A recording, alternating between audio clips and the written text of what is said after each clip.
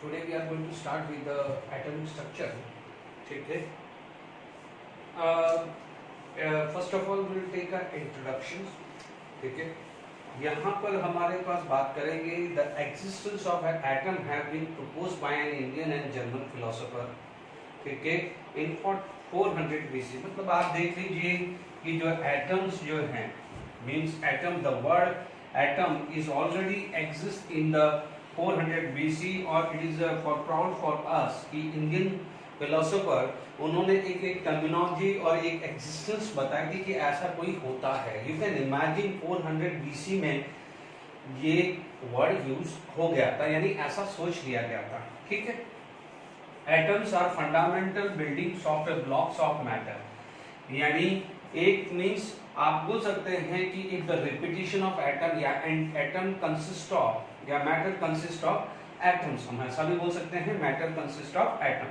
जैसे मान लीजिए हमारे पास क्या हो जाएगा, एक वॉल लेते हैं.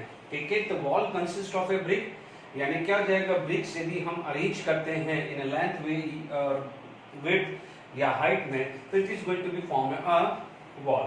तो बस ये आप अज्यूम कर सकते हैं कि atoms are fundamental building of a blocks of matter. ठीक है. यदि हम बात करते हैं कि the atom which would not be a further divisible, यानी हम ये बोलते हैं कि एटम नाइदर भी फर्दर डिविजिबल नहीं हो सकता, यानी सबसे लास्ट रिपीटेड पार्टिकल्स कौन होता है, एटम. ठीक है. The word atom have been derived from the Greek word एटोमियो. ठीक है. This is the Greek word एटोमियो. ठीक है. व्हिच मीन अनकटेबल और नॉन डिविजिबल. अनकटेबल और नॉन डिविजिबल.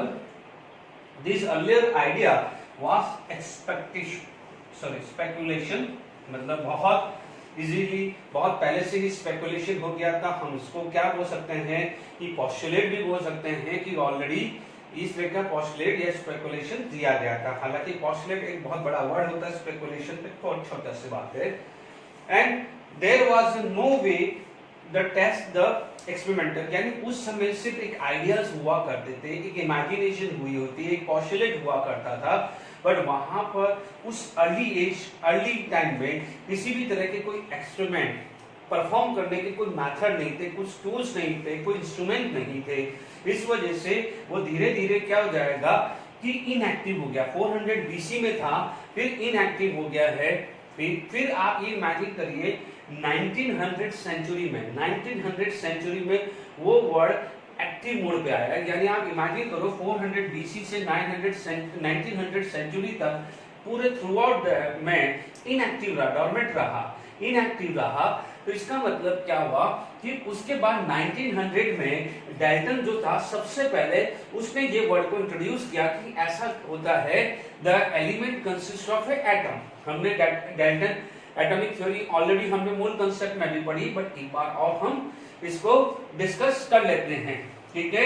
तो आपको इंट्रोडक्शन समझ में आ गया. This atom is word using from the Greek word एटोमियम which means uncuttable and non divisible, यानी ये माना जाता था कि एटम फर्दर डिवाइड नहीं होता था. यही चीज डाल्टन ने भी ली थी कि atom is indivisible particle.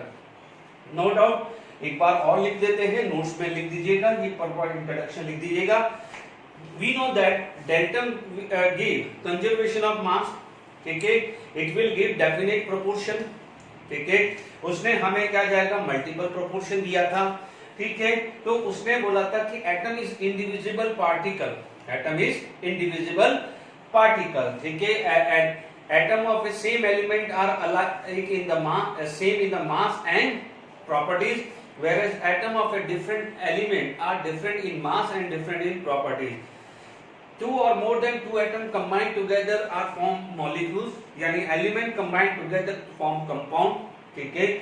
The chemical reaction में क्या होता है, there is a rearrangement of atom. ठीक है. इस तरह के कुछ पॉइंट्स हमने ऑलरेडी डिस्कस किया हुआ है. एक बार मैं वो पॉइंट्स लिख देता हूँ, you can note down the things, मैं एक लाइन को एक्सप्लेन कर देता हूँ, फिर मैं इसके डिमेरिट्स और मेरिट्स में आपको बता देता हूँ. ओके. देखिए वो नेक्स्ट पार्ट है डाल्टन एटॉमिक थ्योरी. मैंने अभी थोड़ा सा आपको इंट्रोडक्शन दिया था. ठीक है. एक बार वो सुना देते हैं. It is based on the law of conservation of mass, constant or definite proportion, law of multiple proportion. ठीक है, elements are made up of a smallest minute indivisible particle which is known as atom. ठीक है, but after the discovery of electron, proton, neutron, this particular statement got freed. Okay, atom of a same element are alike in mass and sizes, यानी their masses are same and this. ठीक है, यानी आप मान लीजिए कि there is a sodium atom. यदि मैं सोडियम एलिमेंट की बात करूं तो sodium element consist of so many sodium atom. Is it clear? तो आप क्या करोगे, if you are going to compare this sodium atom, तो this sodium atom are alike in their sizes as well as mass. But if you are compare, यानी sodium के atom को करूं, if we compare the atom of one sodium atom with the atom of same sodium atom, तो what we get, mass and sizes are same. But if you compare the mass of different element, so it is different in mass. यानी mass of sodium is mass of sodium atom if we compare with the mass of potassium, है ना? तो sorry, अब आप देख लीजिए, यदि मैं बात करूं, वापस सुन लीजिए, यदि एटम ऑफ सोडियम और एक एटम ऑफ पोटेशियम दोनों को आप कंपेयर करते हुए तो दोनों का मास डिफरेंट आएगा और दोनों की साइज डिफरेंट आएगी. Is it clear? यहाँ तक क्लियर हो गया? Chemical compound are form by the combination of a two और more of different element, but make sure they are combined in simple whole number ratio. ठीक है, they will combine in the simple whole number ratio like H2O, hydrogen, two hydrogen atom combined with one oxygen, CO2, one carbon combined with the two oxygen atom. ठीक है, तो ये ध्यान रखना, it should be simple whole ratio. Okay, chemical reaction only rearrangement how the atom are combined in a chemical compound atom themselves do not change. यानी कोई भी chemical reaction हो रही है, कोई एसिड रिएक्ट विद बेस, अब आप देखो मोल कंसेप्ट पढ़ा है, तो we have a various chemical reaction. जैसे मान लीजिए मेरे पास कोई भी आ गया है,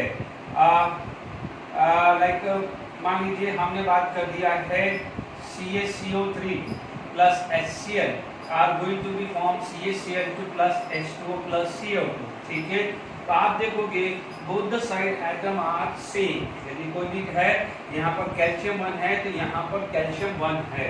इधर क्लियर करो क्यों? तो यहाँ पर ये ध्यान रखना कि किसी भी कंपाउंड में या किसी भी केमिकल रिएक्शन में एटम का लॉस नहीं होता है. That's why यदि मैं मेरिट की बात करूं, यदि मैं इस चीज की बात करूं और मैं बात करता हूं मेरिट की, ठीक है, तो मेरिट में जो है या एडवांटेज ऑफ डाल्टन लॉ की बात करें, तो अभी आप ये ध्यान रखना कि आपके पास पहला जो होता है कि डाल्टन लॉ ने जो कंजर्वेशन ऑफ मास जो दिया था, ठीक है, क्योंकि वो बोलता है कि किसी भी केमिकल रिएक्शंस के अंदर एटम का लॉस नहीं होता, neither created not loss. Is it clear to all of you? तो यहाँ पर आपके पास क्या बोल सकते हैं, मेरिट की बात करूं तो यहाँ पर जो मेरिट आ जाएगा यानी एडवांटेज जो आएगा, तो पहला एडवांटेज तो क्या आएगा कि यहाँ पर कंजर्वेशन ऑफ मास लग रहा है, कंजर्वेशन ऑफ मास है वो एप्लीकेबल है, उसमें कोई दिक्कत नहीं है. दूसरा यहाँ पर क्या हो रहा है, दूसरा जो एडवांटेज है, atom taking part in a chemical reaction, यानी ये दो चीज केमिकल रिएक्शन, यानी ये जो डाल्टन थ्योरी से ये दो चीज अभी तक हमारे लिए काम की है. Is it clear? यदि मैं डीमेरिट की बात करूं या डिसएडवांटेज की बात करूं, तो नो डाउट आपको पता है सबसे बड़ा डिसएडवांटेज आता है कि law of constant proportion is not applicable for isotopes. तो आप क्या बोलोगे कि लॉ ऑफ कांस्टेंट प्रोपोर्शन या definite proportion, law of constant proportion या definite proportion is not applicable for isotopes, यानी आइसोटोप्स के लिए वो एप्लीकेबल नहीं है. Is it clear to all of you? Isotope के लिए एप्लीकेबल नहीं है. देखिए, तो यहाँ पर एप्लीकेबल नहीं है. ठीक है, तो आप क्या बात करोगे कि यहाँ पर हमारे पास it is not applicable for this is it clear? तो अब आप देखो सेम आप मल्टीपल प्रोपोर्शन के लिए भी बोल सकते हो, क्योंकि मल्टीपल प्रोपोर्शन हम कई बार कंफ्यूज हो जाते हैं। जैसे कुछ आपने बोला कि CO2 12 और CO2 14, आप देखोगे दोनों डिफरेंट आइसोटोप्स हैं, तो कोई बोलेगा कि क्या ये लॉ मल्टीपल प्रोपोर्शन लगाता है, तो आप मना कर दोगे वो किसी भी तरह का लॉ नहीं लगा रहा है। Is it clear? ना हम इसको लॉ ऑफ कांस्टेंट प्रोपोर्शन बोल सकते हैं, ना हम इसको लॉ ऑफ मल्टीपल प्रोपोर्शन बोलते हैं। Is it clear to all of you? क्योंकि जो मल्टीपल प्रोपोर्शन का जो होता है वहां पर एलिमेंट का जो है, जैसे आप मल्टीपल प्रोपोर्शन में बोले कि ये NO और NO2 आया, तो यस ये 1:1 है। यहाँ पर ऑक्सीजन की बात करें तो रेशियो इज 1:2। तो yes we can say this is the law of multiple proportion, but हम आइसोटोप्स को हम लॉ ऑफ मल्टीपल प्रोपोर्शन नहीं बोलते, गलती मत करना। In fact law of constant proportion भी हम नहीं बोलते हैं। अब आप देखिए यहाँ पर डेल्टन लॉ में एटम की तो बात हो गई थी, इसके बात हो गई थी एटम की, but what about the mass of atom? क्या है एटम का मास कितना है? देखिए इसके बारे में नहीं था, तो आप क्या बोल सकते हैं, ये जो डिसएडवांटेज की बात कर रहा हूँ, तो यहाँ पर आपको डिसएडवांटेज क्या आ रहा है कि यहाँ पर no information about atomic mass, atomic mass की कोई इंफॉर्मेशन नहीं थी। तो आप देखेंगे डेल्टन लॉ के अंदर कहीं भी उसने जरूर बोला था कि मास सेम है, बट आप बोलोगे what is the atomic mass of this atom, what is the atomic mass of this atom, ठीक है ना। सोडियम एलिमेंट का कितना मास है वो तो बाद में पता चला जब उसकी डिस्कवरी हुई, इलेक्ट्रॉन की, प्रोटॉन की, न्यूट्रॉन की डिस्कवरी हुई। रदरफोर्ड ने समझाया कि the mass of atom is mainly based on the proton and neutron, तब जाके एटॉमिक मास डिफाइन हुआ है, जबकि डाल्टन से एटॉमिक मास के बारे में कोई इंफॉर्मेशन नहीं थी। तो ये थर्ड लिमिटेशन आ चुका है। अब आप देखिए यहाँ पर इट डज नॉट, इसने बोल दिया था कि 2 और more than 2 atom combine together are going to be form compound, इसने बोल दिया, बट कैसे, हाउ इट इज प्रोसेस, क्या होगा? आप आगे पढ़ेंगे कि बॉन्ड ब्रेक होते हैं, बॉन्ड फॉर्म होते हैं, एनर्जी रिक्वायर होती है, एनर्जी रिलीज होती है, तो उसमें क्या हो जाएगा ये बताया नहीं था कि how atom taking participate in chemical reactions, participate in एक केमिकल रिएक्शन, यानी केमिकल रिएक्शंस के अंदर वो कैसे पार्टिसिपेट कर रहा है। आप बोल रहे हो कि H2 + CO2 will give HCl, तो हुआ कैसे, क्या हुआ? उसने कुछ नहीं बताया कि हाइड्रोजन के बॉन्ड टूटे, क्लोरीन के बॉन्ड टूटे, HCl बॉन्ड फॉर्म हुआ, कुछ भी इंफॉर्मेशन की, एनर्जी लगी, एनर्जी रिलीज हुई, एनर्जी एब्सॉर्ब हुई, कुछ नहीं हुआ है। तो these are the disadvantage of this. एक तो law of constant proportion is not applicable, simple multiple proportion is not applicable for isotopes, no information about atomic mass, it does not give any information how the atoms of atom taking participate in chemical reaction, ठीक है। हाँ देखो इसका एक advantage था, ये बोलता था कि एटम पार्टिसिपेट कर रहा है, वो ठीक है, बट कैसे बॉन्ड बना रहा है वो नहीं बताया, समझिएगा। उसने बोला कि H2 + Cl2 give HCl, but ये थोड़ी बताया कि हाउ HCl गेट फॉर्म, बाद में बताया गया। बाद में जब थर्मोडायनामिक्स आया कि हाइड्रोजन के बॉन्ड टूटे, क्लोरीन के बॉन्ड टूटे, HCl आया, फिर कोलिजन थ्योरी आई, थ्रेशोल्ड एनर्जी आया, वो बाद में आएगा। Is it clear to all of you? यानी यहाँ तक क्लियर हो गया, ठीक है।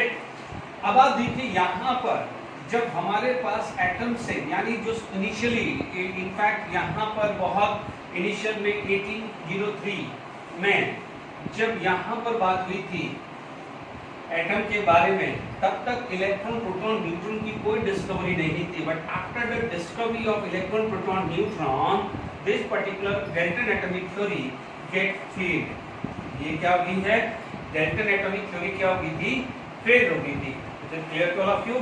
देखिए यहाँ पर हमारे पास नेक्स्ट जो चीज आ जाती है वो आ जाती है डिस्कवरी ऑफ इलेक्ट्रॉन। यदि मैं इलेक्ट्रॉन की डिस्कवरी की बात करूं तो किस किसने ये यहाँ पर स्टेप लिए थे? Clear to all of you? यहाँ पर सबसे पहले यहाँ पर जो लिया था माइकल फैराडे ने लिया था, ठीक है, माइकल फैराडे ने लिया था, ठीक है। माइकल फैराडे ने जो लिया था वहां पर उसने ये चीज बोला था, देखिए माइकल फैराडे का जो ये वर्किंग है, जो अभी हम बात कर रहे हैं, ये अराउंड 1830 में आया था, ठीक है। अब जो इस पे ज्यादा डिटेल्स पे कैसे वर्क करता है वो आगे आने वाले टाइम में बातचीत होगी, ठीक है। अभी सिर्फ स्टेटमेंट आप सुन लीजिएगा, ज्यादा दिमाग नहीं लगाना है। Is it clear? Michael Faraday के अंदर यानी क्या बोला गया था कि व्हाट हैपन, वहां पर ये चीज बोली गई थी, there is a one word which is known as electrolysis process, ठीक है।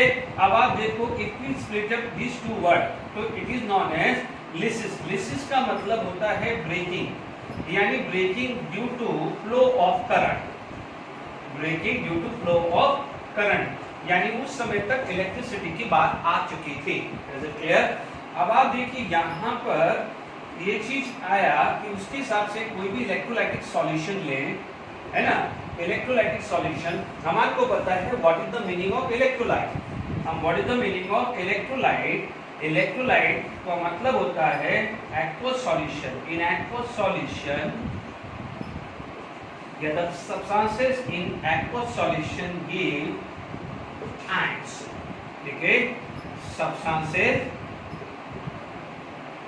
in aqueous solution give ion। जैसे एग्जांपल ले लिया, फॉर एग्जांपल आपने ले लिया NaCl aqueous solution या मोल्टन फॉर्म, दोनों होता है ना। सब्सटेंसेस इन aqueous solution या इन मोल्टन फॉर्म गिव दिस। जैसे मान लीजिए NaCl का मेल्टेड फॉर्म है तो आप बोलोगे Na+N Cl- में टूटा है, और यदि उसका aqueous फॉर्म है it is going to be convert Na plus aqueous plus Cl minus aqueous. This is known as Na plus in water, Cl minus in water, Na plus Cl minus, यानी this is solid form, melted form, ठीक है। तो this is an example of any electrolyte, ठीक है। अब आप देखो यहाँ पर क्या होता है माइकल फैराडे में, ये अभी क्योंकि ये माइकल फैराडे का काम हो चुका है, ठीक है, इसलिए आप समझ पाओगे, ठीक है। यहाँ पर क्या हुआ कि suppose it is connected with the battery, battery have a two terminal, one is plus and minus, ठीक है। हम अज्यूम तो कर सकते हैं कि उसने उस समय काम किया होगा, पर अब हम ये तो बात कर सकते हैं कि हाँ यस इस तरह से काम हुआ होगा या इस तरह के ऑब्जर्वेशन हुए होंगे तभी उसको इस तरह की सक्सेस मिली होगी। अब आप देखिए, जैसे मान लीजिए मेरे पास ये चीज आ गई है, तो यहाँ पर NaCl है तो Na plus and Cl minus होगा, this is negative part, negative part is attract toward positive part and positive part will attract toward negative part, और यहाँ पर किसी तरह का केमिकल रिएक्शन हुआ होगा, ठीक है। कैसे हुआ होगा, क्या हुआ होगा, हम आगे बात करेंगे, ठीक है। अब आप देखो, अभी क्योंकि ये पार्ट होता है एनोड, यानी जो positive part of battery, this is battery, ये क्या है battery, and this is known as cathode. Details में आप इलेक्ट्रोकेमिस्ट्री स्टैंडर्ड 12 में पढ़ोगे ये सारी चीजें, ठीक है। अब आप देखो यहाँ पर क्या होता है, इसके अकॉर्डिंग यानी फैराडे लॉ क्या बोलता है कि any electrolyte can conduct electricity, यानी कोई भी इलेक्ट्रोलाइटिक सॉल्यूशन है इलेक्ट्रिसिटी कंडक्ट कर सकता है, ठीक है। अब मान लीजिए यहाँ पर उसने बोला है कि मास डिपॉजिटेड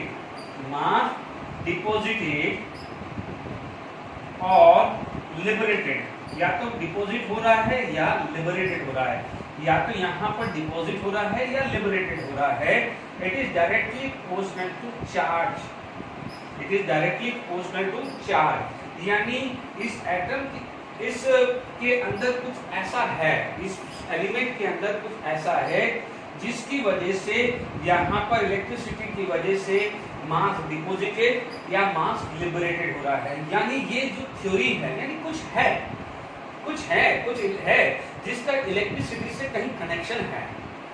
आप एक चीज सोचो, यदि यहाँ इलेक्ट्रिसिटी नहीं लगते, बैटरी नहीं लगते, तो क्या मास डिपॉजिट या मास लिबरेटेड हुआ? नहीं होता है, क्योंकि यहाँ पर जो भी इलेक्ट्रोड है या कोई भी सॉल्यूशन है वो किसी न किसी एलिमेंट से लेके या उसका एलिमेंट्स में से आयन से रिलेटेड तो है। इसका मतलब यहाँ पर कोई इलेक्ट्रिसिटी फ्लो हुई है, उसकी वजह से मास डिपॉजिटेड हुआ है और मास लिबरेटेड हुआ है, यानी किसी भी एलिमेंट के अंदर एटम है और एटम के की वजह से एटम के अंदर कुछ ऐसा पार्टिकल्स है, उसका लिंक किसी न किसी चार्ज से या उसका लिंक किसी न किसी इलेक्ट्रिसिटी या करंट से जरूर है। नहीं तो भी देखो समझो, ढंग से समझना, ठीक है। यहाँ पर आप देखिए, आप बैटरी नहीं लगाते कुछ नहीं होने वाला, बैटरी नहीं लगाते तो कुछ नहीं होने वाला। एक चीज ध्यान रखिए, आप देखिए आज के टाइम में आप देखें यदि मोबाइल है, ठीक है, मोबाइल में यदि आपने उसको चार्जर से नहीं लगाया तो क्या वो चार्ज होगा? नहीं होगा ना बच्चों। तो सिमिलरली यहाँ पर यदि बैटरी नहीं लगती तो क्या मास डिपॉजिटेड या मास लिबरेटेड होता? नहीं। अब मास डिपॉजिटेड या मास लिबरेटेड किसका हो रहा है? जो इलेक्ट्रोलाइटिक सॉल्यूशन आपने यहाँ लिया है।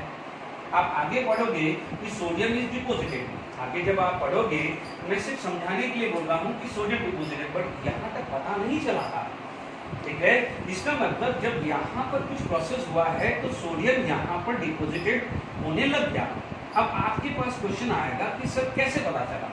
देखिए, मान लीजिए ये इलेक्ट्रोड है वो यहाँ रखा, ठीक है, इसका मास मैंने 10 ग्राम रखा, ठीक है, मैंने बैटरी लगा दी, यहाँ पर मैंने NaCl का सॉल्यूशन ले लिया, ठीक है। अब थोड़ी देर बाद में बैटरी जब लगाई 5 मिनट, 10 मिनट, 15 मिनट, 20 मिनट, ठीक है, थोड़ी देर बाद मैंने उस इलेक्ट्रोड को बाहर निकाला और यहाँ पर मास मेजर किया तो मुझे मास मेजर किया 12 ग्राम मिला, ठीक है। यानी पहले मेरे पास मास था 10 ग्राम, अब मुझे क्या मिला? 12 ग्राम। तो मुझे मास जो बढ़ कितना गया है, मास बढ़ा कितना है? 2 ग्राम। तो मैं बोलूँगा यहाँ पर मास जो डिपॉजिट हुआ है वो 2 ग्राम हुआ होगा। अब वो जो 2 ग्राम है वो किसकी वजह से हुआ? जो 2 ग्राम इसकी वजह से हुआ जो मैंने यहाँ पर बैटरी लगाई। अब जो बैटरी लगाई है उसका कोई ना कोई वोल्ट होगा, उसमें कोई ना कोई करंट होगा। तो वो तो क्या है, जब हम बैटरी लगा रहे हैं हमें पता है ना कि यहाँ पर करंट लगाया, यानी मान लीजिए 5 एम्पीयर का करंट लगाया, मान लीजिए 5 एम्पीयर का करंट लगाया और 5 मिनट तक आपने उस बैटरी को लगा के रखा, ठीक है। तो आप क्या बोलोगे? चार्ज कितना हुआ? I × T फिजिक्स में पढ़ा होगा, कितना हुआ? 5 × 5 और मिनट को 6 सेकंड में किया, 6 × 5 13 × 5 15। Is it clear? तो लगभग क्या है, इतना चार्ज, कूलम्बिक चार्ज आ गया, यानी फिर इतना चार्ज ट्रांसफर हुआ है तो उतना मास आया। तो कल को आप बोलोगे कि इतना मैंने चार्ज ट्रांसफर करूंगा तो आप बोलोगे इसका डबल हो जाएगा। इसका मतलब इन दोनों में रिलेशन आया कि नहीं आया? इन दोनों में रिलेशन आया कि नहीं आया कि मास डिपॉजिटेड या liberated is directly proportional to charge supply. Is it clear to all of you? यानी एटम के अंदर कुछ ऐसा सब्सटेंसेस है कि क्वेश्चन मार्क हुआ है, एक क्वेश्चन रेज हुआ है कि there is something inside the atom जिसका कनेक्शन या उसका लिंक, उसका रिलेशन किसी न किसी इलेक्ट्रिसिटी से है, या चार्ज बोल दो या करंट से है। वो सबसे पहले किसने किया था? फैराडे। उसने अपना एक इलेक्ट्रोलिसिस मेथड लिया था जिसे which is known as breaking of this. उसके अंदर 2 इलेक्ट्रोड लिए थे, ये इलेक्ट्रोड होते हैं, ठीक है, यानी इलेक्ट्रोड यानी एक तरह से सॉलिड समझ लीजिए, ठीक है। आप बोलोगे सर इलेक्ट्रोड, तो एक ध्यान से सुनिए, कभी भी आप कोई भी ड्राई सेल ले लीजिए, यानी ड्राई सेल कौन सा? जो टॉर्च में लगाया जाता है या टॉर्च में लगाया जाता है। तो आपने कभी तोड़ा होगा तो एक ब्लैक करके रॉड आती है, ब्लैक करके आता है, तो इस टाइप का इलेक्ट्रोड होता है, वो यहाँ पर बैटरी से कनेक्टेड कर दिया। फिर आपने देखा कि जैसे मान लीजिए इसका मास 10 ग्राम लिया, एक सॉल्यूशन ले लिया, थोड़ी देर बाद 12 ग्राम हुआ, आपने देखा कि इतने एम्पियर का करंट मैं इस बैटरी से पास करा रहा हूँ, 5 मिनट तक 10 मिनट तक मैं कर रहा हूँ, तो मेरे पास मास डिपॉजिटेड और चार्ज के बीच में एक रिलेशन आ गया। फिर फैराडे ने मेजर किया था, बट फिर भी अंदर क्या था क्या नहीं था वो अभी तक उसको पता नहीं चल पाया है। ये बात समझ में आई कि नहीं आई? तो हमारे को ये चीज समझ में आ गया है। Is it clear to all of you? Okay. तो अब आप देखिए 1830 के अंदर उसने ये वर्ड दिया है। फिर सुनिए, एक साइंटिस्ट था, उसने आपको इलेक्ट्रॉन का नाम दिया, ठीक है, ओके। यहाँ पर फैराडे की बात हमने की है। तो हमने यहाँ पर ऑब्जर्वेशन क्या क्या कर लिया है कि देखो कि what is the Michael Faraday observed that particulate nature of the electricity. He made discovery that the certain substances when dissolved in a water conduct electricity. क्योंकि क्या बोल रहा है वो? क्या बोल रहा है कि वो बोल रहा है कि मैटर, वो बोल रहा है कि matter deposited at electrode, matter deposited at electrode due to flow of electricity, due to flow of electricity. अभी हमने पढ़ा है, दो इलेक्ट्रोड लिए थे, एक बैटरी ली थी, उसमें से बैटरी से करंट फ्लो हुआ था, इलेक्ट्रिसिटी फ्लो हुई थी, वो कहाँ गई थी? सॉल्यूशन के अंदर गई थी, है ना, due to flow of electricity into solution, ठीक है, इनटू सॉल्यूशन। ये सॉल्यूशन कौन सा होता है? Electrolytic solution. इसकी वजह से इलेक्ट्रोड पे क्या है? मैटर डिपॉजिटेड हुआ था। और आप बोलोगे कि कैसे मेजर किया था? बिफोर एक्सपेरिमेंट मान लीजिए 10 ग्राम था, आफ्टर एक्सपेरिमेंट 2 ग्राम हुआ, तो आप क्या बोलोगे? 2 ग्राम डिपॉजिट हुआ है due to the electricity flow. तो हमने क्या कंक्लूजन निकाला था? Mass deposited at electrode is directly proportional to charge supply into it, है ना। और ये चार्ज क्या होता है? चार्ज होता है I इंटू टी, क्योंकि जो बैटरी आप ले रहे हैं उसका करंट आप नोन होता है। मान लीजिए आपने करंट 5 एम्पियर लिया और 5 मिनट के लिए 10 मिनट के लिए चलाया, तो आई होप ये जो माइकल फैराडे का ऑब्जर्वेशन मैंने शॉर्ट लाइन में एक बार और लिख दिया है। Is it clear? अब आप देखो यहाँ पर, इसके बाद 1830 पे माइकल फैराडे ने वर्क किया था, तो अराउंड 1891 पे एक स्टूनी करके साइंटिस्ट था। कई बार ध्यान रखना, जो अभी तक किसी ने इलेक्ट्रॉन का नेम नहीं दिया था, मेक श्योर यहाँ पर हम बात करें तो ध्यान से सुन लीजिएगा। Is it clear to all of you? तो यहाँ पर जो भी है, ठीक है, यहाँ पर एक साइंटिस्ट था J.G. स्टूनी, ठीक है, वो, ठीक है, J.G. स्टूनी ने क्या किया था? उसने बोला था कि there is a some fundamental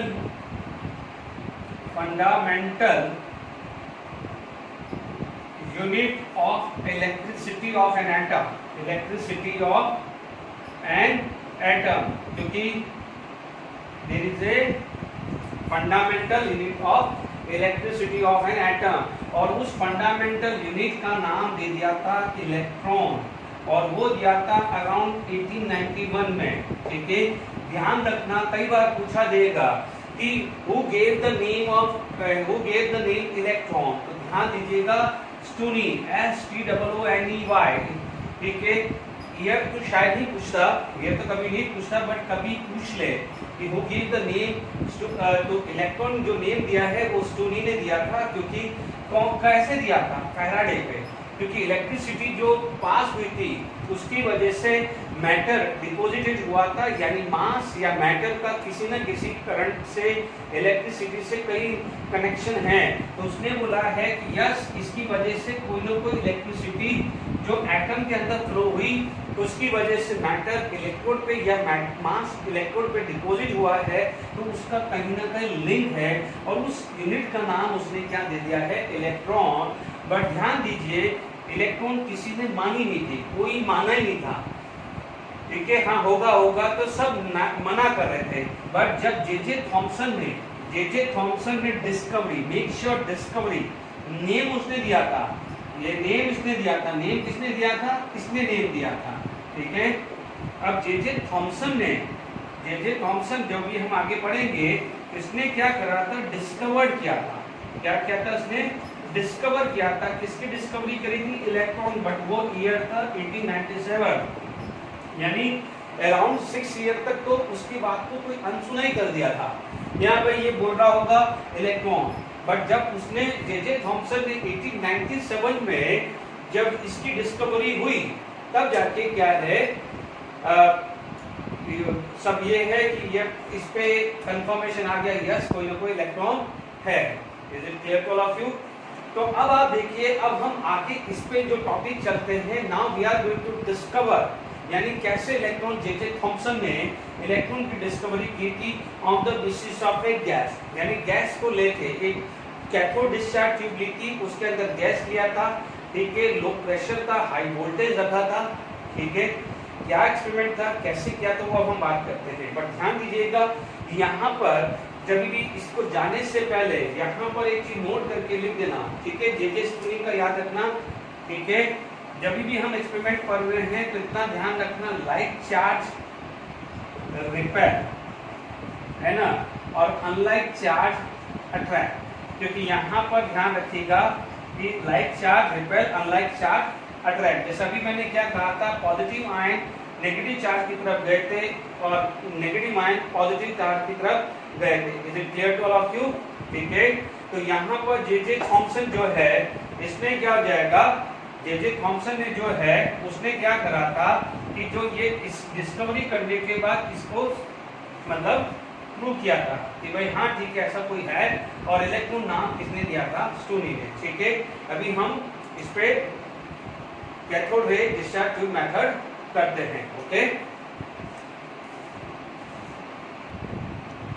देखिए हमारे पास अभी नेक्स्ट अभी हमने जो बात की थी, तो now come to the cathode ray discharge tube, यानी एक और step toward the discovery of electron, that is the cathode ray discharge tube. कई बार उसको सीआरटी भी बोलते हैं, that is cathode ray tube, है ना। Cathode ray discharge tube experiment है, that is the Julius Plucker in 1856। ठीक है, आपको भी पता है जो भी है। तो जूलियस प्लकर ने किया था मिक्सचर। ठीक है, कंसेप्ट कहाँ से था, फैराडे और वहाँ था। जे थॉम्सन ने सिर्फ डिस्कवरी करी थी आफ्टर द थिंग्स, जब उसने E/m स्पेसिफिक चार्ज रेशियो बताया था, वो हम आगे बात करेंगे। बट अभी यहाँ पर कैथोड रे डिस्चार्ज ट्यूब की बात करें। ठीक है, यहाँ पर एक डिस्चार्ज ट्यूब लिया है, एक तरह से डिस्चार्ज ट्यूब कोई भी एक क्लोज सील्ड आपका ग्लास ले लीजिए, एक पूरा का पूरा क्लोज सील ले लीजिए। उसके अंदर अभी देखिए दो इलेक्ट्रोड मैंने ले लिए, जैसे अभी अपन ने फैराडे में बात करी थी। It is connected with the battery, बिल्कुल फैराडे की तरह ही एक अरेंजमेंट जैसा हो रहा है। ठीक है, फैराडे में अराउंड 1830 पे बात करी थी, यहाँ पर 1856 पे आया था। जे थॉम्सन ने मिक्सचर, जे थॉम्सन ने इलेक्ट्रॉन का जो चार्ज रेशियो, यानी मतलब इलेक्ट्रॉन की जो एग्जिस्टेंस को, मेरी बात ध्यान से समझिएगा, आप एकदम कंफ्यूज नहीं होइए कि सर आपने तो 1897 में दिया था। ठीक है, तो अभी इलेक्ट्रॉन की डिस्कवरी के लिए स्टेप्स हो रहे हैं। अभी तक हम इलेक्ट्रॉन का नाम नहीं बोला है। इलेक्ट्रॉन का जो नाम था वो 1891 में दिया था, स्टोनी ने दिया था। 97 पे प्रूव किया था कि भाई हाँ भाई इसका मास ऐसा होता है। बट यहाँ पर जो उसकी जो डिस्कवरी है वो यहाँ से हो गई थी फैराडे की एक्सपेरिमेंट्स के बाद से। आप देखेंगे फैराडे का 1830 पे एक्सपेरिमेंट हुआ और ये 1856 के अराउंड ये एक एक्सपेरिमेंट हो रहा है। ध्यान रखना है, ये बच्चों बार बार रीडिंग करोगे तो क्लियर होगा। मैं अभी स्टार्ट करने से पहले एक बार क्लियर कर देता हूँ कि डाल्टन एटॉमिक थ्योरी से आपको ये पता चला था कि atom is indivisible particle, element है, इट कंसिस्ट ऑफ एटम, यानी एटम के अंदर कुछ नहीं है। ठीक है, उसके बाद फैराडे आया था। फैराडे ने इलेक्ट्रिसिटी वाला एक मेथड किया था, that is known as electrolysis. ठीक है, उसने क्या कहा था, दो इलेक्ट्रोड लिए थे। ठीक है, इलेक्ट्रोलाइटिक सॉल्यूशन लिया था, उसमें एक बैटरी से कनेक्ट कर दिया था। ठीक है, उस बैटरी से करंट उसने एंट्री करवाई थी। तो उसके अंदर क्या हुआ था, there is a deposition of a metal on the electrode, यानी इलेक्ट्रोड था। इसका मतलब उसके अंदर जो मास डिपॉजिट हुआ है, ठीक है, मास डिपॉजिटेड या मैटर डिपॉजिटेड हुआ है, वो किसका हुआ होगा, एलिमेंट से या आयन से या एटम का डिपॉजिट होगा। इसका मतलब there is something fundamental particle inside the atom which is responsible for this kind of chemical action, chemical reactions के लिए।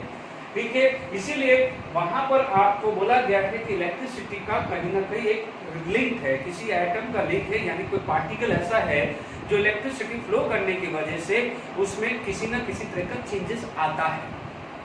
ठीक है, तो 1830 में हुआ। उसके बाद जूलियस प्लकर ने एक cathode ray discharge tube experiment कर रहा है। अभी वो नाम कैसे पढ़ा गया है वो अभी साइड में रख लो।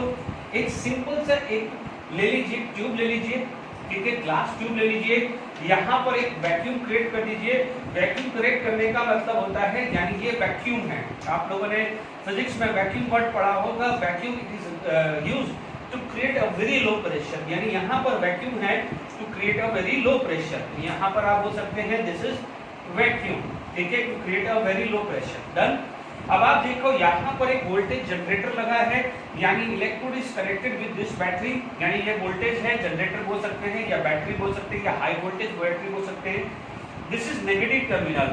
ध्यान रखिए, नेगेटिव टर्मिनल को क्या बोला था मैंने अभी, कैथोड। नेगेटिव टर्मिनल को क्या बोला था, कैथोड। और पॉजिटिव टर्मिनल को क्या बोला था, this is connected with positive terminal, उसको क्या बोलते हैं, एनोड।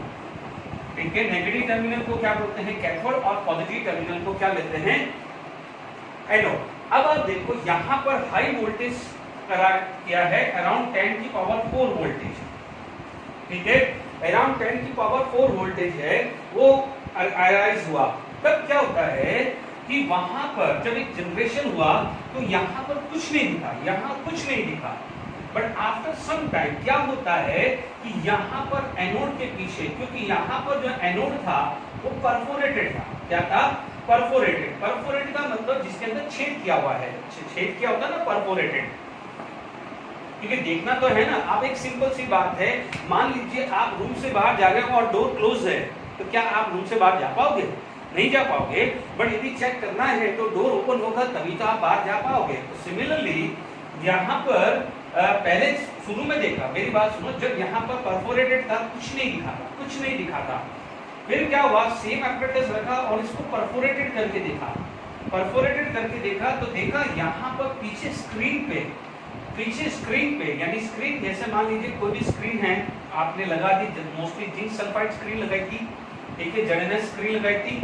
यहाँ पर क्या हुआ, इस स्क्रीन के अंदर कोई ग्रीन ग्लो आया। क्या आया? ग्रीन ग्लो, यानी ग्रीन कलर का कुछ कलर दिखा, यहाँ पर कुछ ग्रीन कलर दिखा। अब आप देखो ग्रीन कलर दिखा है तो इसका मतलब कोई चीज यहाँ से आई होगी, वो स्क्रीन पर स्ट्राइक हुई होगी, तभी तो ग्रीन कलर आया होगा। अब वो जो है वो तो आपको कहीं दिखती नहीं। अब आप देखो तो यानी जो ग्रीन ग्लो आया है, यानी जब आपका, फिर देखो इसको बैटरी को बंद करके देखा तो वो ग्रीन ग्लो दिखा नहीं, फिर ये जब बैटरी चालू करके देखा तो वापस से ग्रीन ग्लो हो रहा है। तो क्या बोला गया है कि there is some invisible ray coming from this side, there is some invisible ray coming from this side. ये जो बोला गया है, there is some invisible ray coming from this side moving toward anode, and if it is strike on the zinc sulfide screen can give the green fluorescence, है ना, phosphorescence, यानी glow दे रहा है। तो आप बोलोगे यानी ये जो चीज है, यहाँ देखो क्या हुआ, स्क्रीन यहाँ लगा के देखिए, स्क्रीन सब जगह लगा रखी थी, बट ग्लो क्या है, सिर्फ पीछे दिखा। इसका मतलब ये भी क्लियर हुआ कि देयर इज ए इनविजिबल रे travel in a straight line also, जो भी इनविजिबल रे है travel in a straight line. यहाँ पर आप देखिए इनविजिबल रे आई कहाँ से, आप बोलोगे नेगेटिव चार्ज। अभी मैंने आपको क्या बोला था, लाइट चार्ज अट्रैक्टेड। अब आप देखो यहाँ पर चार्ज है पॉजिटिव, यदि वो चार्ज नेगेटिव होगा, इस रे का चार्ज नेगेटिव होगा, तभी तो वो पॉजिटिव की तरफ अट्रैक्ट होगी, नेगेटिव चार्ज होगा तभी तो वो पॉजिटिव की तरफ अट्रैक्ट होगी कि नहीं होगी। तो ये जो लाइन है, यानी आपको क्या मिला, स्ट्रेट लाइन।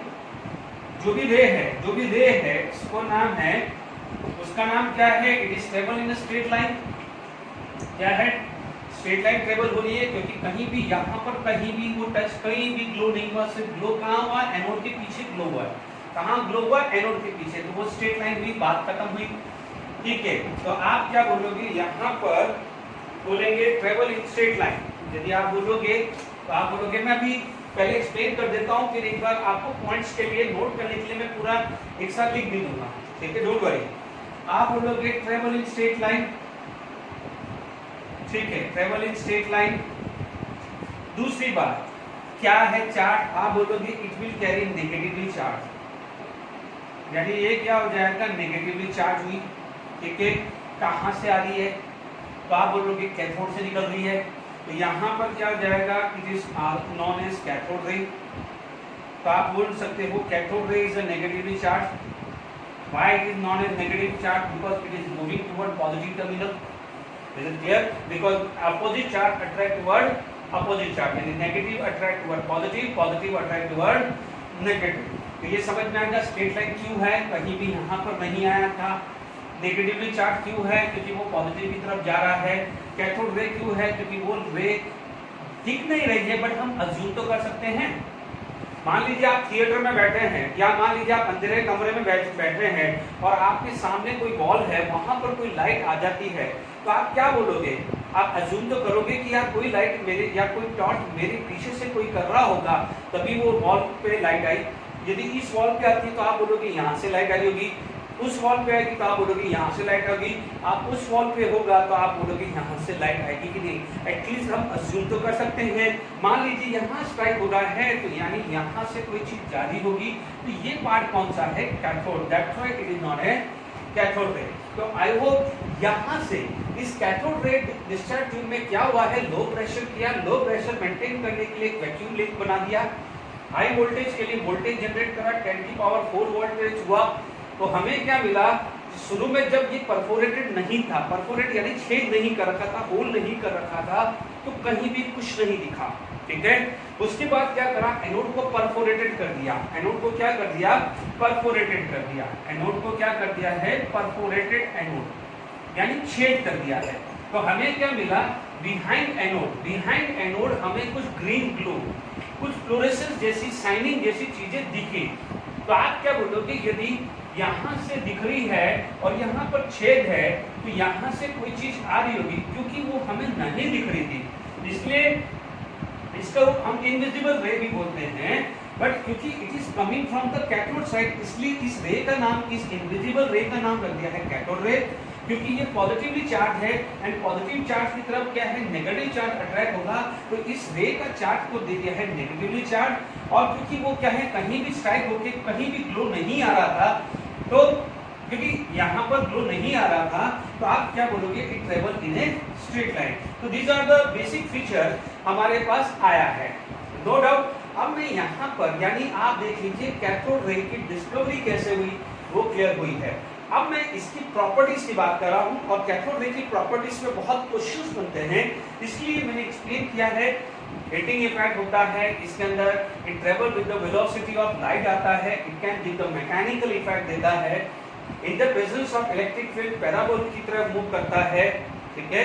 ये सारी चीज अभी मैं बात कर लेता हूँ, ठीक है। हीटिंग इफेक्ट देता है, it can give heating effect देता है, ठीक है। हीटिंग इफेक्ट का मतलब क्या हुआ कि यदि मान लीजिए इसके बीच में, हीटिंग इफेक्ट के बीच में यदि मान लीजिए मैंने यहाँ पर कुछ रख दिया, ठीक है, तो थोड़ी देर बाद क्या होगा, यहाँ पर कुछ स्ट्राइक होगा तो ये चीज गर्म होने लग जाएगी। क्या हो जाएगी, गर्म, क्योंकि यहाँ पर क्या हुआ, ये मूव कर रहा है, और आपको भी पता है फिजिक्स में पढ़ा होगा, एवरी मूविंग पार्टिकल यदि उसका कोई ना कोई मास है, ठीक है, कोई ना कोई मास है, तो क्या होगा कि it has a kinetic energy, और यदि कोई ऑब्स्टेकल बीच में आ गया है, उसका ऑब्स्टेकल बीच में आ जाएगा, तो there is a loss of kinetic energy, but being all of that energy neither destroyed not created. तो क्या होगा, जो मेटल सरफेस में जो काइनेटिक एनर्जी स्ट्राइक हो जाएगी, तो वो एनर्जी ट्रांसफर किसको कर देगा, मेटल सरफेस को। इसकी वजह से मेटल क्या हो जाएगा, हीट होने लग जाएगा, मेटल क्या हो जाएगा, हीट होने लग जाएगा। दैट्स व्हाई यहाँ पर क्या जाता है कि it can give the heating effect यदि कोई ऑब्स्टेकल रखते हैं। फिर हमने यहाँ पर क्या जाएगा, एक फैन टाइप रख दिया, तो क्या होगा कि जब वो स्ट्राइक होता है तो वो फैन रोटेट करने लग जाता है, तो इसका मतलब वो देता है it can have a mechanical effect also, यानी मैकेनिकल इफेक्ट होता है। जैसे आप समझ लीजिए ये मार्कर है, मार्कर को मैं स्ट्राइक करूंगा तो इसका मतलब वो घूमने लग जाएगा या कहीं भाग जाएगा, या फैन है, फैन बंद है और उसको मैं हल्का सा मैं स्ट्राइक करूं तो फैन की ब्लेड रोटेट होने लग जाती है कि नहीं लग जाती, तो उसे क्या बोलते हैं, मैकेनिकल इफेक्ट। समझ में आया, आई बात में। आपने भी देखा होगा कोई भी मेटल सरफेस है, आप उसको बार बार स्ट्राइक करोगे तो हल्का सा हीट होने लग जाता है, यानी आप जो स्ट्राइक एनर्जी दे रहे हैं वो हीटिंग इफेक्ट में कम हो रहा है। Is it clear? तो यहाँ पर मैंने कुछ चीजें बताई है, फिर मैं अभी एक बार इसको पूरा सिस्टमैटिक एक नोट्स फॉर्म में ये सारे पॉइंट्स को क्या है एक नोट्स फॉर्म में लिख देता हूँ, तो आपके लिए फर्दर जेडबी नीट में परफेक्टली काम आएगा। ये हो सकता है कि जब आप रिवाइज करो तो मिसिंग हो जाएगा ये चीज। अब देखिए इसमें एक चीज ध्यान रखना है जो मैं आपको बता देता हूँ, क्योंकि उसमें जब आप लिखेंगे, जो मैं नोट्स लिखवा रहा हूँ अभी कैरेक्टरिस्टिक्स ऑफ कैथोड रे लिखवा रहा हूँ, तो उसमें ये पॉइंट भी आएगा, तो पहले मैं इसको समझा देता हूँ कि ये क्या हो जाएगा। आप देखिए सपोज यहाँ पर कोई भी एटम है, आप थोड़ी देर के लिए मान लीजिए एटम है, ठीक है, क्योंकि अभी तो डिस्कवरी हो गई है, तो अब आप समझ लीजिए यहाँ पर न्यूक्लियस है और ये इलेक्ट्रॉन है। क्लियर? आपको पता है this is negatively charge, this is positively charge. अपन ये डिस्कवरी हो चुकी है, इसलिए अपन ऐसा जूम कर रहा हूँ, हम हमारी साइड से जूम कर रहे हैं। मान लीजिए यहाँ पर दोनों के इलेक्ट्रॉन और पॉजिटिव चार्ज के बीच में एक अट्रैक्शन होगा। मान लीजिए ये अट्रैक्शन की वैल्यू 20 है, ठीक है, ये अट्रैक्शन की वैल्यू क्या है 20, कोई भी 20 joule, 20 kilo joule, 20 kilo calorie. इसका मतलब मान लीजिए मुझे इलेक्ट्रॉन को बाहर निकालना है, तो कम से कम मुझे एनर्जी 20 से ज्यादा देनी पड़ेगी, 20 से ज्यादा देगी।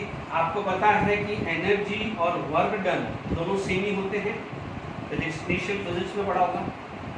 एक चीज का ध्यान रखना, पढ़ा है तो ठीक है, नहीं तो कोई प्रॉब्लम नहीं। इलेक्ट्रिकल वर्क क्या होता है? इलेक्ट्रिकल वर्क होता है charge into potential difference, charge into potential difference. अब आप देखो इलेक्ट्रॉन एक निकल रहा है तो इलेक्ट्रॉन हैव ए चार्ज, वो तो फिक्स होता है। यदि आपको इलेक्ट्रॉन निकालना है तो ये तो चार्ज तो क्या होगा? फिक्स। बट क्या हुआ? पोटेंशियल डिफरेंस ये क्या होता है? वेरिएबल। क्या होता है वो? वेरिएबल होता है। इसका मतलब सारा का सारा, यानी इस इलेक्ट्रॉन निकालने के लिए पूरा का पूरा डिपेंडेंसी किस पे आ जाती है? Potential difference. किस पे डिपेंडेंसी आ जाती है? Potential difference. यानी आप इस तरह से बैटरी सेलेक्ट करें कि आपको पोटेंशियल डिफरेंस ज्यादा मिले तो वहां से क्या है? इलेक्ट्रॉन निकल पाए। इसीलिए आप यहाँ पर हाई वोल्टेज करते हैं, यानी हाई वोल्टेज होगा तो एनर्जी जो होगी वो क्या होगी? ज्यादा होगी।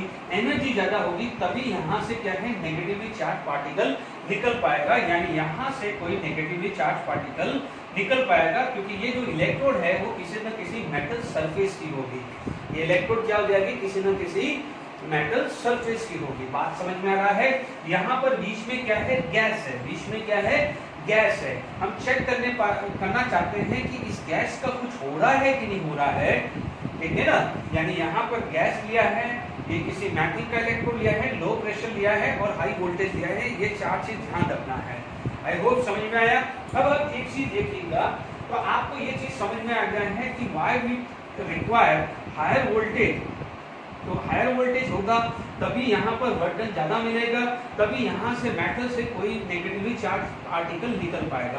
क्योंकि अभी डिस्कवरी हो चुकी है तो हमसे ज्यादा तो उन्होंने सोचा होगा, इन लोगों ने सोचा होगा, ठीक है? हम तो सारी चलो, क्योंकि हमें इलेक्ट्रॉन की डिस्कवरी हो चुकी है, हम तो सारी बात कर सकते हैं कि भाई इलेक्ट्रॉन होगा, इलेक्ट्रॉन का अरेंजमेंट ऐसा होता होगा, क्योंकि हमें तो आइडिया है, ठीक है? बट वहां पर भी उसका आइडिया होगा। उसने क्या करा होगा कि यहाँ पर यदि कोई पार्टिकल होगा तो उसके बीच में क्या हुआ? क्योंकि उसने ये तो चीज बोल चुका था कि इलेक्ट्रिसिटी है, इलेक्ट्रिसिटी इसका मतलब चार्ज है। चार्ज है तो यानी उस एक्सपेरिमेंट जाने से पहले ये पता था कि जो अपोजिट चार्ज होगा वो अट्रैक्ट होगा और क्या होगा कि जो सेम चार्ज होगा रिपेल होगा। इसका मतलब उसने ये जरूर सोच लिया था कि यदि इसमें अपोजिट चार्ज को निकालना है तो मुझे जो एनर्जी प्रोवाइड करना पड़ेगा वो इसकी बाइंडिंग एनर्जी, यानी बाइंडिंग एनर्जी अट्रैक्शन एनर्जी से ज्यादा होनी चाहिए। मान लीजिए बाइंडिंग एनर्जी अट्रैक्शन एनर्जी 20 है तो मुझे 20 से ज्यादा देनी होगी, ये इसने सोचा होगा। इसीलिए उसने क्या करा? बैटरी को वेरिएबल रखा, यहाँ वेरिएबल करा, वोल्टेज हाई करता रहा, बहुत हाई वोल्टेज में उसको इस तरह का एक्सपेरिमेंट देखने को मिला। Is it clear? तो इसका कंसेप्ट मैंने समझा दिया है कि इसकी थिंकिंग क्यों थी हाई वोल्टेज, वो भी क्लियर हो गया। क्योंकि उसने बोला कि यहाँ से कोई भी चार्ज पार्टिकल निकलेगा उसका चार्ज तो फिक्स होगा, यानी उसके पास जो भी डिपेंडेंसी है वो वोल्टेज पे ही होगी। Is it clear to all of you? तो हाई वोल्टेज क्यों था, जस्टिफाइड हुआ। अब आप देखिए एक चीज है यहाँ पर, यदि मान लीजिए आपके पास, आप लोगों ने पढ़ा हुआ है, जैसे मान लीजिए कोई गैस, मैंने नाइट्रोजन ली, अब नाइट्रोजन में से इलेक्ट्रॉन निकल गया तो आपको ये भी पता है कि किसी में से नेगेटिव चार्ज आ जाता है तो क्या बन जाता है? Positive charge. मान लीजिए कोई भी मैंने हाइड्रोजन गैस ली तो यहाँ पर मान लीजिए हाइड्रोजन या नाइट्रोजन गैस ली, ठीक है? मान लीजिए यहाँ से भी एक इलेक्ट्रॉन निकल गया तो आप मान लीजिए, आपको भी पता है ये बन जाएगा H2+। मान लीजिए यहाँ पर हीलियम गैस थी, इलेक्ट्रॉन निकला He+ बना। मान लीजिए ऑक्सीजन गैस थी, इलेक्ट्रॉन निकला तो क्या बना? O2+ मिला। अब आप देखेंगे यहाँ पर ये डिफरेंट गैस है, ये क्या है? गैस है। अब आप देखो ये सब क्या है? कैटायन है, ठीक है? अब आप देखो इन सब में क्या चीज सिमिलर है? आपके पास सिमिलर है नेगेटिवली चार्ज। सिमिलर क्या है? Negatively charge. क्या है? ये नेगेटिवली चार्ज सिमिलर है, नेगेटिव चार्ज सिमिलर है, ठीक है? अब आप देखिए यदि यहाँ पर क्या होता है कि यहाँ पर जब भी यहाँ पर कोई गैस रखा जाता है तो गैस के रखा जाता है तो that gas is going to be ionised, that gas is going to be ionised, यानी वो गैस क्या जाती है, आयनाइज होती है। और क्यों आयनाइज होता है? Because of this negatively charge. Is it clear? क्योंकि ये चीज माना नहीं जा रहा है कि हो सकता है कि जो ये इलेक्ट्रॉन रिलीज कर रहा हो, जो इलेक्ट्रॉन रिलीज कर रहा है उसमें ये अज्यूम किया गया था जो ये इलेक्ट्रॉन रिलीज कर रहा है वो कौन रिलीज कर रहा है? ये गैस। कौन रिलीज कर रहा है? ये गैस रिलीज कर रहा है। यानी यहाँ पर कोई गैस है, उसने क्या करा, इलेक्ट्रॉन रिलीज किया तो वो नेगेटिवली चार्ज चलता रहा। मान लीजिए एक दिन मैंने नाइट्रोजन गैस रखी इसके अंदर, मुझे एक्सपेरिमेंट मिला। नेक्स्ट डे मैंने हाइड्रोजन गैस रखी, फिर थर्ड डे मैंने हीलियम रखी, फोर्थ डे मैंने ऑक्सीजन ली। मुझे सेम की सेम चीजें मिली, मुझे कुछ नया नहीं मिला। मुझे वही यहाँ पर ग्रीन ग्लो मिला, मुझे वही वोल्टेज रखना पड़ा, वही मुझे लो प्रेशर रखना पड़ा। Is it clear? तो अब आप देख लीजिए, इसका मतलब यहाँ पर जो मेरा मेटल था उसका तो कोई रोल ही नहीं है। ठीक है, तो यहाँ पर जो मेटल है, यानी जो ये इलेक्ट्रोड है, यानी जो ये इलेक्ट्रोड है, यानी जो मटेरियल ऑफ इलेक्ट्रोड, इसका तो कोई रोल ही नहीं आया, कोई रोल ही नहीं आया। ठीक है, मटेरियल ऑफ इलेक्ट्रोड, उसका कोई रोल ही नहीं आया। अब आप देखिए यहाँ पर जो गैस थे, तो इन सब में क्या चीज कॉमन है? नेगेटिवली चार्ज कॉमन है। अब आप देखो, हो सकता है पॉजिटिवली चार्ज है तो पॉजिटिवली चार्ज इधर की तरफ घूमने चलेगा, ये पॉजिटिवली चार्ज इधर चलेगा, क्योंकि नेगेटिव चार्ज जो भी ये इलेक्ट्रॉन निकल रहा है वो इधर घूम रहा है, तो ये पॉजिटिवली चार्ज इधर ही जा रहा हो, तो उस समय उसको पता नहीं चला ये पॉजिटिव चार्ज इधर जा रहा हो, ये पॉजिटिव चार्ज इधर जा रहा है, ये पॉजिटिव चार्ज इधर जा रहा हो। ठीक है, तो समझ में आया कि जो गैस हमने यहाँ पर ली है वो गैस क्या हो गई है? आयनाइज हो गई। जो नेगेटिव चार्ज गैस से निकला है वो तो इधर चला गया, उसकी वजह से ये मिला। ये जो चीज है ना, ये इसके बाद जो एनोड रे लेंगे ना, उसका ये बेसिस भी है। यानी इसी ने बाद में एनोड रे भी डिस्कवर किया है, तो वो उसका बेसिस भी है। तो मैं इसको यहाँ पे डिटेल में समझा रहा हूँ। तो नेगेटिवली चार्ज हो गया, तो अब आप देखो सारी गैस के अंदर ये चीज सेम थी। इसका मतलब ये जो नेगेटिवली चार्ज है वो इस पे इंडिपेंडेंट है। मैं भले नाइट्रोजन लूं या हाइड्रोजन लूं या हीलियम लूं या ऑक्सीजन लूं, ये नेगेटिव चार्ज तो सब में सेम ही आने वाला है। तो क्या हो गया है कि यहाँ पर गैस पे भी डिपेंड नहीं करता। ये दो चीज बहुत इंपॉर्टेंट है। पूछा जाएगा कि कैथोड रे क्या मटेरियल ऑफ इलेक्ट्रोड पे डिपेंड करता है, तो बोलेंगे नहीं, क्योंकि उसका तो कोई रोल ही नहीं। ठीक है, क्योंकि क्या हुआ, उसने गैस बिना गैस के भी रखा है, एयर करके भी रखा था, कुछ नहीं मिला था। इसलिए बोल रहा हूँ इस मटेरियल के पे भी डिपेंड नहीं कर रहा। दूसरा, गैस भले डिफरेंट गैस डाल के देखी, एक ही तरह का एक्सपेरिमेंट आया, ग्रीन ग्लो ही मिला। तो आप यहाँ पर भी मैंने आपको प्रूव करके भी देखा है, नेगेटिव चार्ज तो सब में सेम ही आ रहा है कि नहीं आ रहा? Negatively charge similar. आगे ध्यान रखना एनोड रे, क्योंकि ये पॉजिटिव चार्ज कहाँ जाएगा? ये पॉजिटिव चार्ज इधर जाएगा, पॉजिटिव चार्ज इधर जाएगा, पॉजिटिव चार्ज जाएगा इधर। तो ये ध्यान रखना एनोड रे गैस पर डिपेंड करती है, क्योंकि यहाँ पर आपका न्यूक्लियस अलग होगा, यहाँ न्यूक्लियस अलग होगा, यहाँ न्यूक्लियस अलग होगा, यहाँ न्यूक्लियस अलग होगा। तो जब न्यूक्लियस अलग होगा, इसका मतलब एनोड रे डिपेंड अपॉन, ये क्या होगा? एनोड रे पे बात करूंगा, तो एनोड रे डिपेंड अपॉन द गैस। ये ध्यान रखना, मैंने अभी यहीं प्रूव कर दिया है, मैं वापस से इस चीज को बोलूँगा। Is it clear? तो मैंने आपको ये एक्सपेरिमेंट, कैथोड एक्सपेरिमेंट बताया है। ठीक है, अब मैं इसी जितना भी मैंने आपको समझाया है एक बार सुन लीजिए। ट्रेवल इन स्ट्रेट लाइन, पहली चीज, travel with the velocity of light. दूसरी चीज, थर्ड चीज is cathode ray is a stream of electron, यानी stream of negative charge. Negative charge stream चल रहा है, स्ट्रीम ऑफ नेगेटिव चार्ज। ठीक है, it has a mechanical effect, यानी इसके बीच में यदि किसी तरह से पंखे जैसी चीजें लगा दी तो fan is going to be rotate. तो आप बोलोगे मैकेनिकल इफेक्ट हुआ, क्योंकि आप फैन स्टेशनरी है, आप हाथ से मारते हो तो घूमने लग जाता है ना, तो आप बोलोगे it has a mechanical effect. In the absence of electrical and magnetic field it travel in a straight line. चौथा है हीटिंग इफेक्ट। इसका मतलब यदि यहाँ पर कोई मेटल डालेंगे तो वो क्या करेगा? हीटिंग करेगा। ठीक है, फिर हमने ये पढ़ा है it is independent on material of electrode. आप यहाँ पर कोई भी मटेरियल डाल के रखो, कुछ फर्क नहीं पड़ता है, गैस पे भी वो इंडिपेंडेंट होगा। ज़्यादा इसमें सोचना नहीं है, फिर भी मैंने आपको ये चीज़ समझा दिया है। अब इसी जो सारी चीज़ें मैंने अभी आपको एक्सप्लेन करी है, इसको मैं एक बार बिल्कुल सिस्टमैटिक पॉइंट ऑफ व्यू लिख देता हूँ, आप नोट करके लिख दीजिएगा। ओके, मैंने जो समझाया है एक बार नोट करके लिखेंगे। देखिए यहाँ पर जितना भी मैंने आपको समझाया था मैंने इसको पॉइंट्स में लिख दिया, तो यानी क्या है आपके जनरल नीड्स या बोर्ड के लिए इजी हो जाए। देखिए cathode ray start from the cathode and move toward the anode, यानी जो भी आप एक्सपेरिमेंट ध्यान दीजिए कहाँ से स्टार्ट हुई थी, कैथोड से, इट मूव टुवर्ड एनोड। ठीक है, दीज रे आर इनविजिबल, हमें नहीं दिखाता, बट के cause fluorescent material to glow, यानी आप देखिए वो ट्रेवल किया था एनोड के पीछे, यहाँ पर जो भी स्क्रीन है या कोई फ्लोरेसेंट मटेरियल था उसको स्ट्राइक हुआ था तो ग्लो आया था। Is it clear to all of you?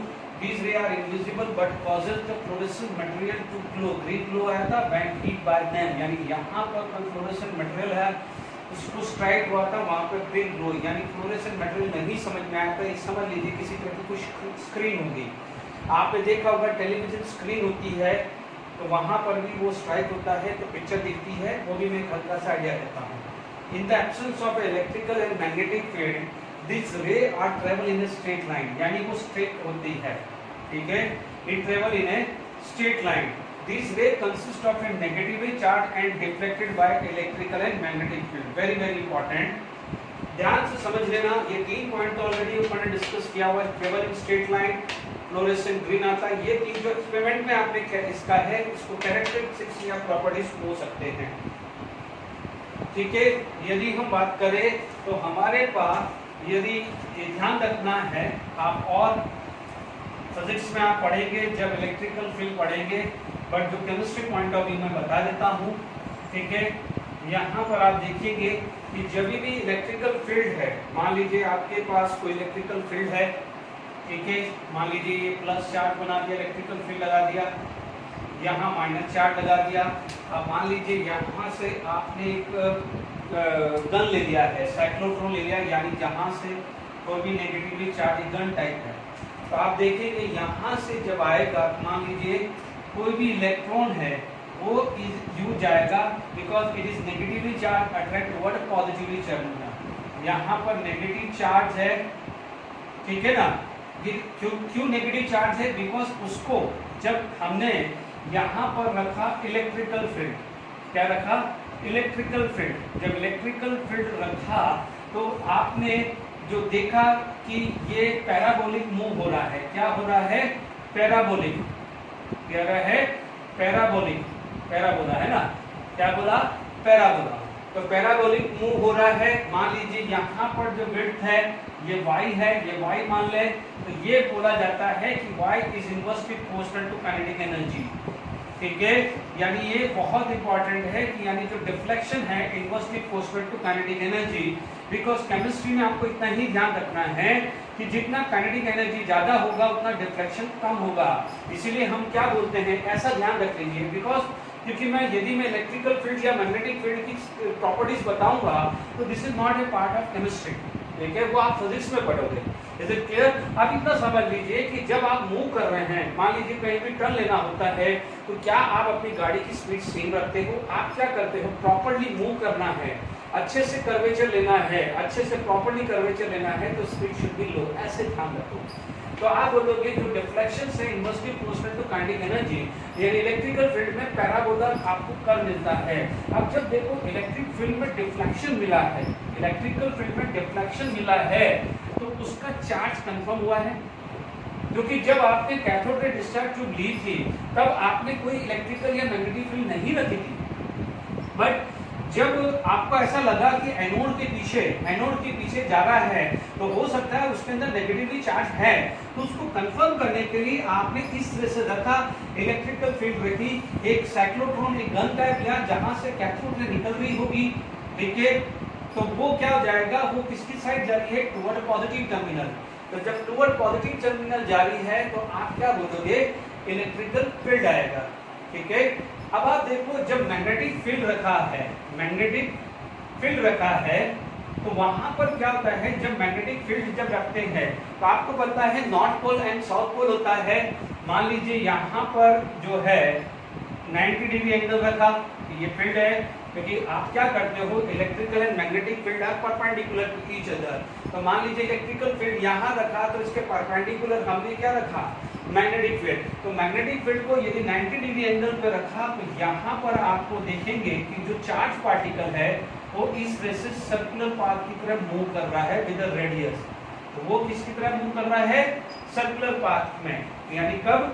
जब आपने 90 डिग्री रखा है, यानी ये आपका इलेक्ट्रिकल फील्ड है, ये इलेक्ट्रिकल फील्ड है, इलेक्ट्रॉन यहाँ देखिए, आप समझ लीजिए, मैं आपकी तरफ देखता हूँ कि मैं मान लो नेगेटिव चार्ज हो, ये यहाँ नेगेटिव चार्ज है, यहाँ पॉजिटिव चार्ज है, तो मेरा मूव टर्न कहाँ हो जाएगा? यू हो जाएगा। यानी मैं पॉजिटिव की तरफ जाऊंगा तो मैं नेगेटिव चार्ज कहलाऊंगा, और नेगेटिव की तरफ जाऊंगा तो पॉजिटिव चार्ज की तरफ कहलाऊंगा। यहाँ से ये इलेक्ट्रिक फील्ड रखी, यहाँ से इलेक्ट्रॉन का बम्बार्डमेंट चालू हुआ, तो इलेक्ट्रॉन किसकी या नेगेटिवली चार्ज किसकी तरफ जा रहे हैं? Positive charge. क्योंकि नेगेटिव चार्ज नाम पड़ा, देखो नेगेटिव चार्ज पहले नहीं था, कैथोड रे पॉजिटिव की तरफ गया है तो नेगेटिवली चार्ज बोला गया है। Is it clear? यानी ये जो एक्सपेरिमेंट सिर्फ वो चार्ज पार्टिकल है या नहीं वो आइडेंटिफाई करने के लिए दे रहे हैं, ठीक है। तो मैग्नेटिक फील्ड में यदि यहाँ 90 डिग्री है और यदि 90 डिग्री नहीं है, 90 डिग्री नहीं है तो क्या हो जाएगा? 90 डिग्री नॉट थीटा, 90 डिग्री नहीं है। यदि 90 डिग्री नहीं है तो क्या होता है? कुछ इस तरह से घूमता रहता है। इसको क्या बोलते हैं? हेलिकल कर्वेचर, हेलिकल कर्व है ना, हेलिकल कर्व, यानी जैसे अपन होता है ना स्पाइरल स्प्रिंग टाइप होता है ना, दिस टाइप का कर्व है। हालांकि ये नहीं भी याद है तो चलेगा, ये सब सिर्फ आपके लिए नॉलेज के लिए है, बट अपना उससे भी इतना ध्यान रखना है कि जो नेगेटिवली चार्ज है वो आइडेंटिफाई कब हुआ था? जब इलेक्ट्रिकल और मैग्नेटिक फील्ड के अंदर कैथोड रे को ट्रेवल करवाया था। कैथोड रे को इलेक्ट्रिकल फील्ड में ट्रेवल करवाया तो उसका पैराबोलिक मूवमेंट था और वो पॉजिटिव चार्ज की तरफ अट्रैक्ट हुआ। अभी अपन ने क्या बोला है एक्सपेरिमेंट से पहले? Like charge repel, like charge attract, और मैग्नेटिक फील्ड में इससे का मोशन आया है। ये मान लीजिए कभी एग्जाम में पूछा जा सकता है कि deflection is inversely proportional to kinetic energy. It does not depend on the nature of electron और नेचर ऑफ ए गैस, अभी हमने बताया है, ठीक है, मैंने उसको लिख दिया है। Cathode ray penetrate to the thin sheet of aluminium या मेटल, यानी बीच में कोई भी आएगा उसको वो पेनिट्रेट करेगा, स्ट्राइक कर जाएगा। दे अफेक्ट फोटोग्राफिक प्लेट, ठीक है, यदि यहाँ पर फोटोग्राफिक प्लेट रखते हैं तो उसका कलर चेंज हो सकता है, शाइनिंग चेंज हो सकती है, ग्लो चेंज हो सकता है, ठीक है। ये नहीं भी यार, ये सिर्फ एक इंफॉर्मेशन बेस है, यानी कैथोड रे के सामने आने पे कोई मेटल आए या फोटोग्राफिक प्लेट आए तो वो अफेक्टेड होगी, इतना समझ लो। It cast shadow of object place in the path, यानी मान लीजिए मैंने यहाँ पर कोई ऑब्जेक्ट रखा तो वहां पर उसका शेडो दिखाएगा, वो स्ट्राइक होगा तो फैन की तरह वो क्या है, मूव करना पड़ेगा। That's why it has a mechanical effect as well as heating effect. Is it clear to of you? यानी वो क्या देगा? Mechanical effect and heating effect देगा, ठीक है। तो आपको ये भी समझ में आ गया है। जो जो पॉइंट है, एक पॉइंट है, इट इज E/m। E/m को बोला जाता है स्पेसिफिक चार्ज। E/m को क्या बोला जाता है? Specific charge. 9 पॉइंट क्या हो जाएगा? Specific charge. क्योंकि अभी आप देख लेंगे कि जो इलेक्ट्रॉन है, देखिए हर केस में इलेक्ट्रॉन सेम था, तो जो इलेक्ट्रॉन सेम है, यानी क्योंकि आप देखें N2+ था या H2+ था, तो ये तो सबके लिए सेम था ना। अब देखो ये इलेक्ट्रॉन है तो इसका कोई ना कोई चार्ज होगा और उसका कोई ना कोई मास होगा। तो चार्ज बाय मास, चार्ज को रिप्रेजेंट करते हैं E से और मास को रिप्रेजेंट करते हैं M से। इसको बोला जाता है स्पेसिफिक चार्ज। क्या बोलते हैं? Specific charge. तो specific charge E/m is a constant. कोई भी गैस लो, फॉर एनी गैस, यानी ये फिक्स है, यूनिवर्सल फिक्स है, कुछ भी लो, ये E/m इज कांस्टेंट और उसकी वैल्यू है 1.76 × 10⁻11 कूलम दे। ये हम जे थॉमसन ने फाइंड आउट किया था। ये किसने किया था? जे थॉमसन ने 1897 में फाइंड आउट किया था, ठीक है। बट वो भी अब कैरेक्टरिस्टिक्स बन गया है। Is it clear to of you? तो आई होप ये चीज समझ में आ गया है। एक जो इम्पोर्टेंट चीज है वो भी आप ध्यान रखना, तो 10 नंबर लिख दीजिए। क्या होता है कि मान लीजिए यहाँ पर कैथोड रे गया, क्या गया? Cathode ray. और मान लीजिए यहाँ पर कोई मेटल सरफेस लिया, क्या लिया है मैंने? मेटल सरफेस, ठीक है। तो बट ऑब्वियस से कैथोड रे क्या है? मेटल सरफेस को स्ट्राइक होगी और डिफ्लेक्टेड होगी, क्योंकि आप जा रहे हो, बाइक से जा रहे हो, सामने कोई ऑब्स्टिकल आ जाता है तो आप टकरा के चले, डाइवर्ट हो जाते हैं कि नहीं जा जाते हैं। तो इसकी वजह से क्या होता है? एक्सरे प्रोड्यूस होती है। यहाँ पर कोई भी मेटल सरफेस है, इट विल प्रोड्यूस एक्सरे। तो 10 पॉइंट बना देना कि cathode ray when strike on the metal surface will produce X ray, will produce X ray. तो all the 10 point properly note कर लेना, ठीक है। मैंने आपको एक्सप्लेन किया है, वेरी इंपॉर्टेंट कैथोड रे, ठीक है।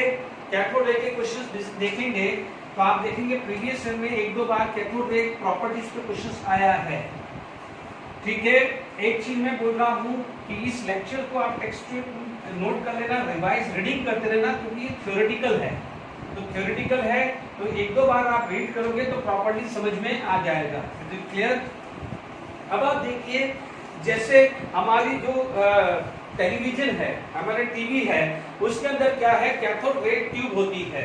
अब कैथोड रे ट्यूब का क्या है, एक हल्का सा मैं कुछ डायग्राम बनाने की कोशिश करता हूँ कि लाइक ये कैथोड रे ट्यूब होती है, यहाँ से क्या हो जाता है, कैथोड रे निकलती है, ठीक है।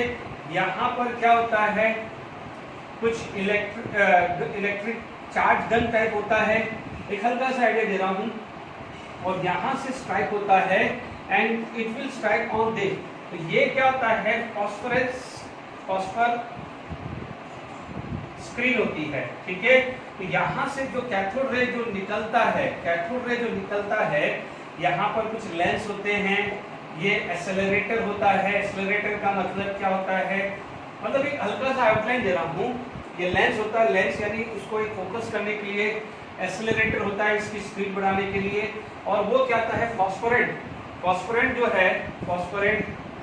जो है स्क्रीन है, उसको स्ट्राइक होगा।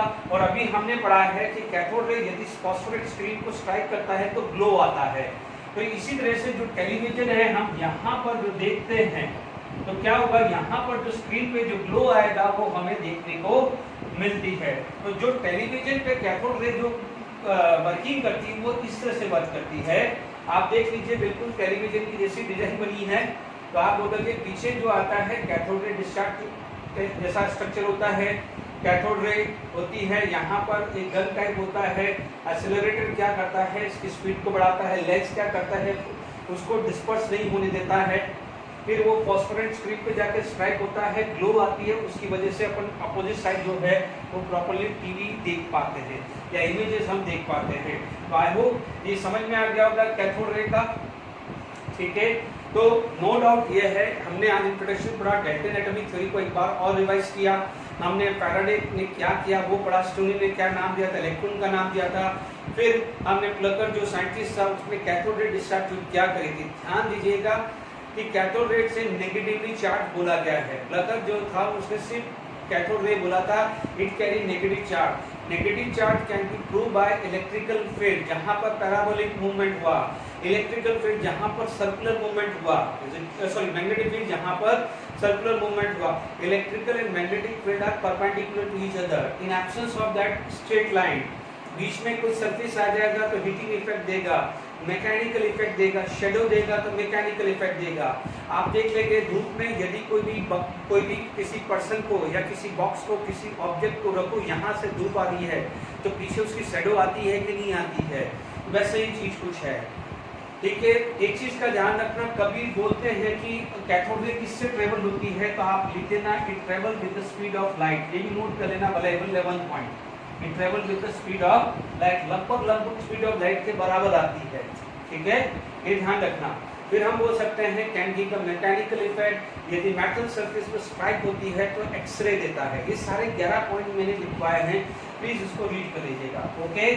आज के लिए क्योंकि आपको रिवाइज करना पड़ेगा, इसके लिए आज अभी के लिए ये सफिशिएंट है, okay. Thank you very much.